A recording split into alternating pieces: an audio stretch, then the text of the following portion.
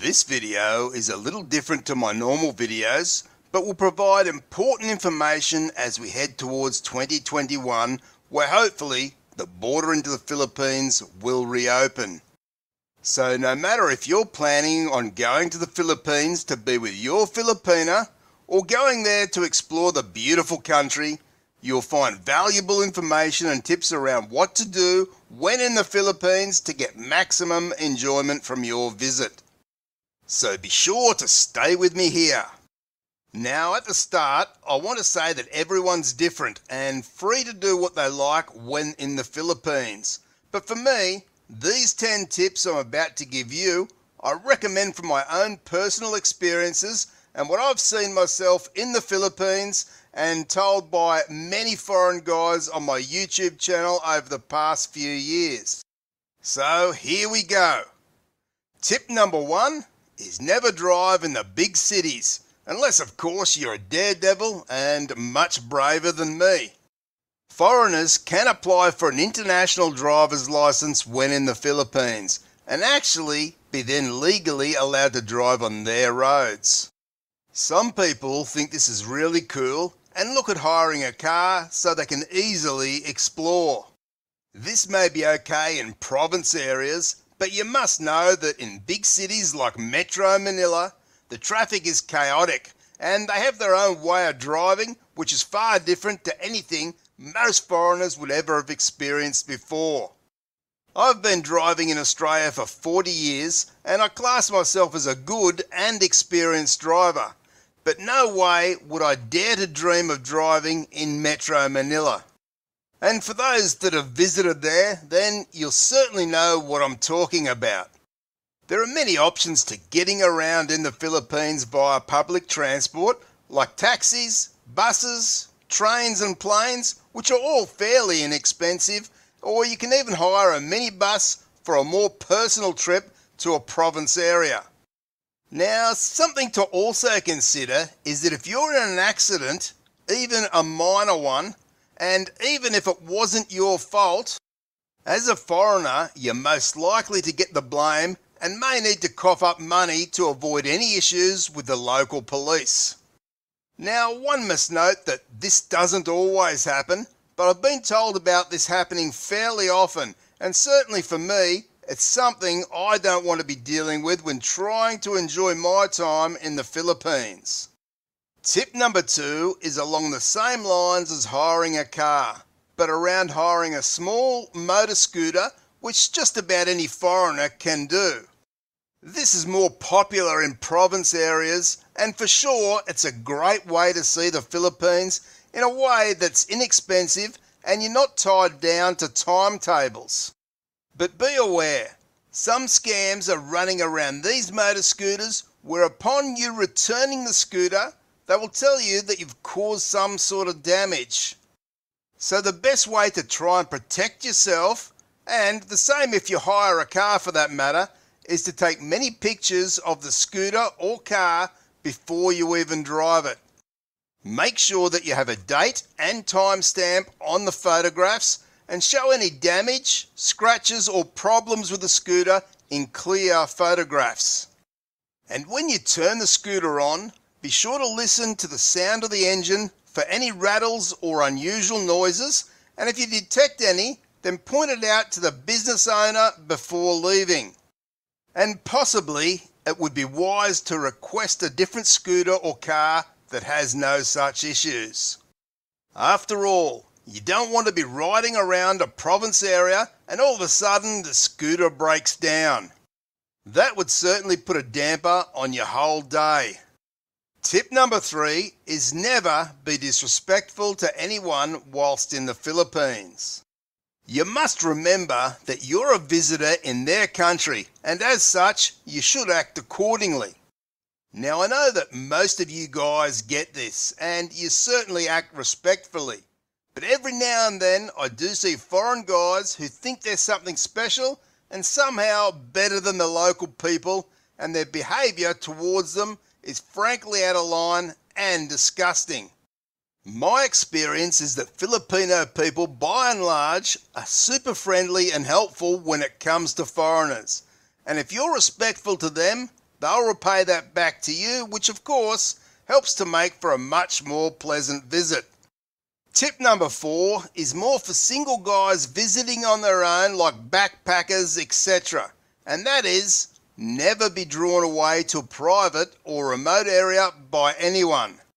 Especially a pretty girl who may invite you back to her place, because one must know that some scams do go on where a pretty girl will target a foreign guy and lure him to a remote area with the promise of some fun.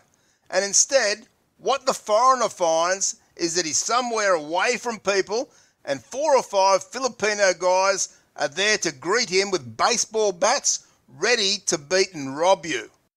Now, I know it all sounds like something out of a movie, but this stuff does go on in the Philippines and you need to be aware.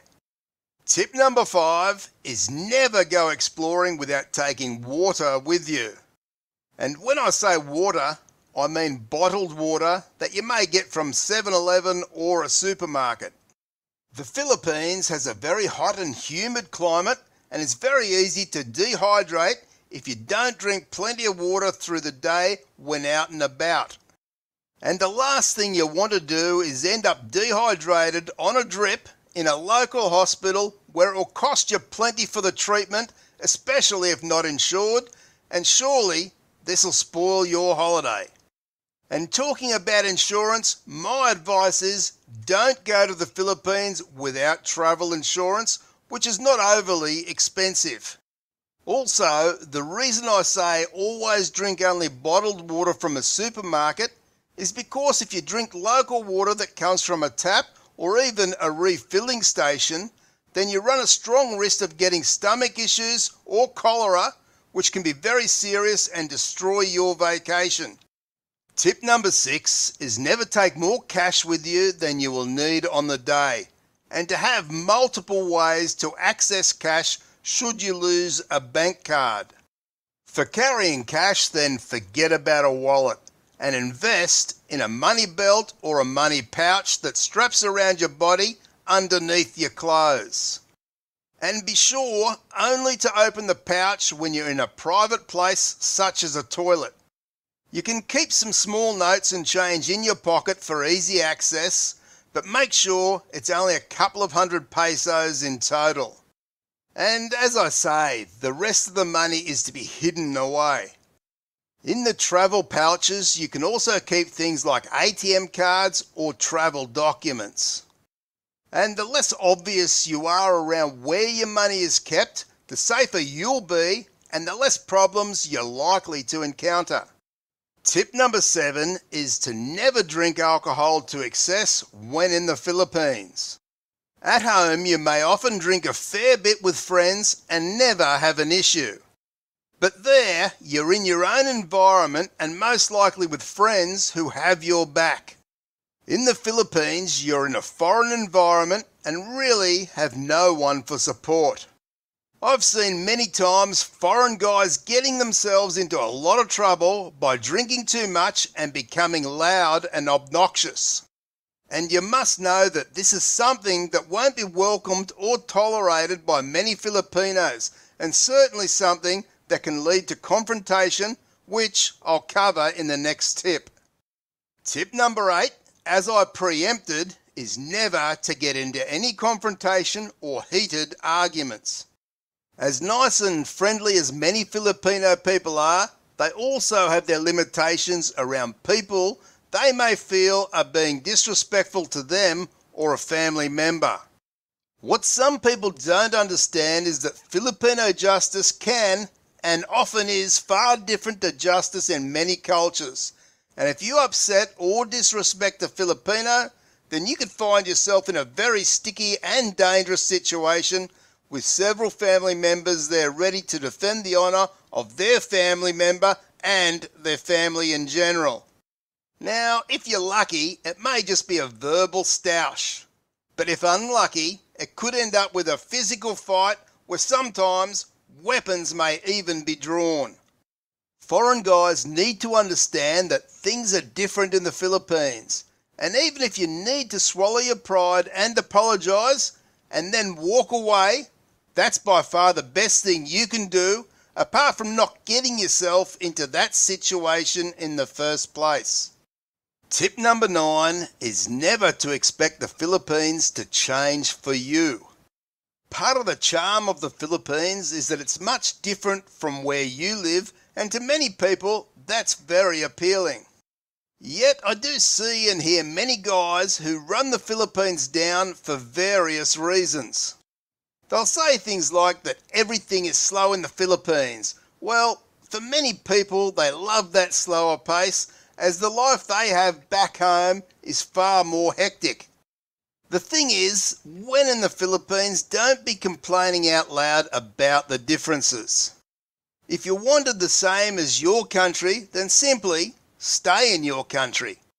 But if you want to experience all the Philippines has for its good points and not so good points, then go with the flow when visiting, or even if you're living in the Philippines. Don't expect it to change for you, and don't be one of these foreign whiners. Tip number 10 is, if possible, never negotiate prices yourself. If you have a girlfriend or a friend who is a local, then they're the ones to do any negotiating for whatever it is you're trying to purchase. Because as soon as the locals see a foreign guy, many will automatically increase the price. So, if possible, get a local to do this on your behalf. But I understand that if you're there on your own, this is not possible, then simply you can expect on most occasions to pay a higher than normal price. But that's just how it is, so simply go with the flow. Here's a video I did a while back around 10 reasons to retire in the Philippines, so be sure to check out the card on screen now. Be sure to subscribe, and I'll see you in the next video.